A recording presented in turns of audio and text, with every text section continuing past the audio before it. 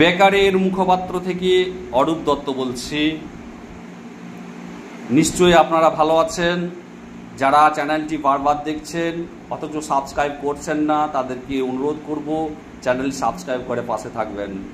এবং যারা প্রথম দেখছেন তাদের কাছে অনুরোধ সাবস্ক্রাইব করুন এবং সঙ্গে থাকুন, এবং বেশি বেশি করে শেয়ার করে সমস্ত বেকারের কাছে পৌঁছে দিন।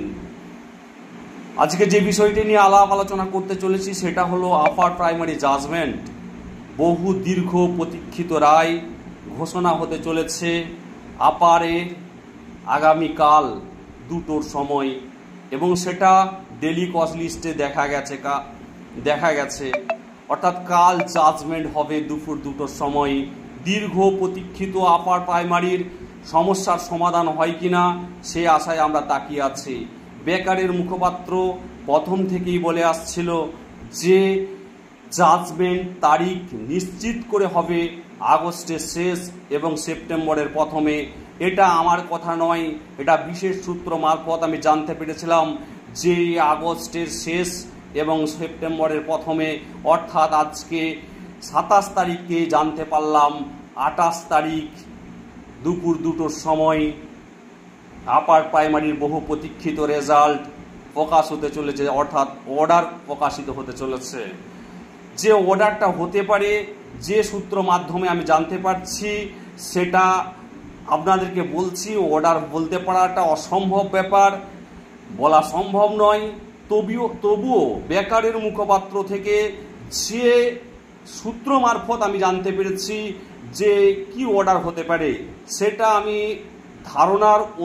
ধারণা অনুপাতে আমি আপনাদেরকে একটু বলার চেষ্টা করছি। সেটা হলো জয়েনিং অর্ডার আসতে চলেছে, এবং পরবর্তী যে ধাপে ধাপে কাউন্সিলিংগুলো বাকি রয়েছে সেটাও আসতে চলেছে, এবং পুনর্মূল্যায়নটা সঠিক নাও হতে পারে, সেটা রিচেকিং করার কথা আসতে পারে। রিজার্ভেশন পলিসি নাও খাটতে পারে। এটা এখন পরিবেশ পরিস্থিতির উপর ডিপেন্ড করবে। যদি এই কথা সত্যি হয় জয়েনিং অর্ডার এবং কাউন্সিলিং প্রসেস, তাহলে রিজার্ভেশন রুলস মান্যতা পাবে না, এটাই স্বাভাবিক, আর সেটাই যতদূর সম্ভবত হতে চলেছে। তাহলে পিটিশনারদের কি হবে না, পিটিশনারদের হবে আর একটা নতুন করে প্যানেল হতে পারে। সেই প্যানেলে 8(3)B রুলস অনুযায়ী মেরিটের ভিত্তিতে আপডেট সিট করে নিয়োগের কথা হতে পারে। এটাই বিশেষ সূত্রে মারফত খবর, এবং যেটা হলো যে পরিষ্কার পুনর্মূল্যায়ন, হোয়াইটনার, এই সমস্ত জিনিসগুলোকে কেন্দ্র করে রেকটিফিকেশনের অর্ডার আসতে পারে। আমি আর একবার বলছি, জয়েনিং অর্ডার হতে চলেছে, এবং ইন্টারভিউ নিয়ে যারা কাউন্সিলিংয়ে এখন অংশগ্রহণ করেন না তাদের কাউন্সিল হতে পারে, এবং সিট আপডেট আদেও কতটা বলবে সেটা নিয়ে একটা দ্বিধা রয়েছে। সেটা কোর্ট বলতে পারে 8(3)B রুলস মেনে পিটিশনারদের নিয়োগ মেরিট অনুযায়ী করার কথা বলতে পারে।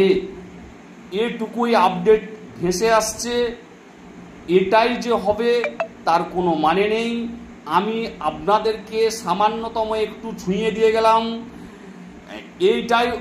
এটা আমার কথা নয়, আমি দীর্ঘদিন ধরে যে কথা বলে আসছি সেই কথা নয়। যে কথাটা আমি আজকে বললাম, যেটা আমি সূত্র মারফত জানতে পেরেছি, সেই কথাই আমি তুলে ধরলাম। যে সূত্র মারফত আমি জানতে পারছিলাম যে জাজমেন্ট আগস্টের শেষ বা প্রথম সপ্তাহে হবে, আজকে সেই সূত্র মারফতই জানতে পারলাম যে এই অর্ডার হতে চলেছে। তাই বেস্ট অফ লাক, ওয়েট করতে থাকুন। কাল দুপুর 2টোর সময় পরিষ্কার হয়ে যাবে। কেউ আমাদের শত্রু নয়, যোগ্যরা স্কুলে যাবে, এবং যারা আপডেট সিটের জন্য লড়াই করছে তারাও অধীর আগ্রহে বসে আছে। আপনারাও চিন্তা করবেন না, 8(3)B রুলসকে ভায়োলেট করে কমিশন কখনো নিয়োগ করতে পারবে না।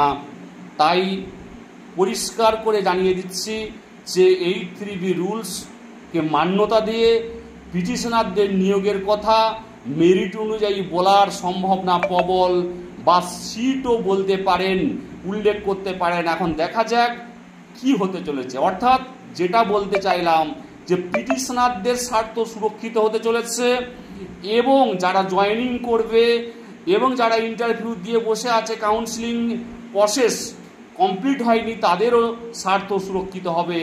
এই ধরনের একটা জাজমেন্ট আসতে চলেছে। আমি সেই জাজমেন্টের কথা আপনাদেরকে জানালাম। ভালো থাকবেন, সুস্থ থাকবেন, সুন্দর থাকবেন। অনুমান করে বললাম, মিলতেও পারে আবার নাও মিলতে পারে, কিন্তু মিলার সম্ভাবনা রয়েছে ভালোই।